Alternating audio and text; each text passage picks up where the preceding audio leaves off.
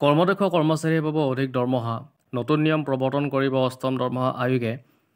ইয়াতে কি নতুন নিয়ম প্ৰৱৰ্তন কৰিব কৰ্মদক্ষ থকা আৰু কৰ্মদক্ষ নথকাৰ ক্ষেত্ৰত ৰাষ্ট্ৰীয় সংবাদ মাধ্যমত কেনেকুৱা ধৰণৰ কথা প্ৰকাশ পাইছে, আমি গোটেইখিনি কথা এইটো ভিডিঅ'ৰ জৰিয়তে আলোচনা কৰিবলৈ চেষ্টা কৰিম।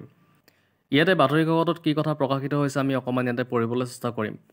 আগৰ দৰেই চৰকাৰী চাকৰিয়ালৰ নহয় বছৰেকীয়া দৰমহা বৃদ্ধি, নিয়ম অনুযায়ী প্ৰায়ে বছৰৰ অন্তত বঢ়াৰ দৰে এতিয়াৰ পৰা কাৰো স্বয়ংক্ৰিয়ভাৱে চৰকাৰী কৰ্মচাৰীৰ দৰমহা বৃদ্ধিৰ নিয়ম বাতিল কৰা হ'ব।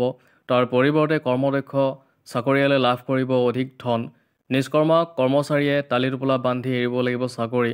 অষ্টম দৰমহা আয়োগ গঠন হ'লেই দেশব্যাপী চাকৰিয়ালক দক্ষতাৰ ভিত্তিত বেতন প্ৰদানৰ নিয়ম প্ৰৱৰ্তিত হ'ব। কেন্দ্ৰীয় চৰকাৰৰ বৰঘৰৰ সূত্ৰৰ তথ্যৰ ভিত্তিতে এই খবৰ দিছে ৰাষ্ট্ৰীয় সংবাদ মাধ্যমে। প্ৰকাশিত সম্ভেদ অনুসৰি শীঘ্ৰে কেন্দ্ৰই অষ্টম দৰমহা আয়োগ গঠন কৰিবলৈ কুচকাৱাজ চলাইছে। বিগত সময়ত প্ৰায় 10 বছৰৰ ব্যৱধানত প্ৰতিখন চৰকাৰে কৰ্মচাৰীসকলৰ কৰ্মদক্ষতাৰ বিনিময়ত পইচা দিব। কেন্দ্ৰীয় কৰ্মচাৰীৰ বাবে বলবৎ হ'ব এই নিয়ম অনুসৰি চাকৰিত জ্যেষ্ঠ হ'লেও অদক্ষ কৰ্মচাৰীয়ে কম দৰমহাই পাব। যিয়ে যিমান কাম কৰিব সিমানেই লাভ কৰিব। অৱশ্যে অষ্টম দৰমহা আয়োগৰ কেন্দ্ৰই কৰ্মচাৰীৰ সৰ্বনিম্ন বেতন 18,000ৰ পৰা 26,000 টকালৈ বৃদ্ধি কৰাৰ সম্ভাৱনা আছে। পাৰিতোষিক নিৰূপণৰ ফৰ্মুলা ফিটমেণ্ট ফেক্টৰ বৰ্তমান হৈছে 2.57। এই মাত্ৰাও 3.5 অথবা 3.8লৈ বঢ়োৱা হ'ব।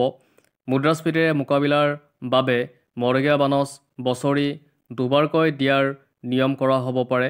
তদুপৰি যিসকলক চাকৰিয়াল সপ্তম দৰমহা আয়োগৰ নিয়ম লাগু হোৱাৰ পূৰ্বে অৱসৰ লৈছে তেওঁলোকে ভৱিষ্যতে অধিক ধন লাভ কৰিব। বৰ্ধিত মুদ্ৰাস্ফীতিৰ বাবে কেন্দ্ৰীয় কৰ্মচাৰীৰ ঘৰ ভাড়াৰ খৰচ আৰু ভ্ৰমণ বানচ বৃদ্ধিৰ অৰ্থেও প্ৰস্তাৱ লোৱা হৈছে। আনহাতে বিগত সময়ত সপ্তম দৰমহা আয়োগৰ প্ৰতিবেদন গ্ৰহণ কৰাৰ ফলত চৰকাৰে কৰ্মচাৰীৰ বেতনৰ নামতে বছৰি 1 লাখ কোটিৰো অধিক ধন খৰচ কৰিবলগীয়া হৈছিল।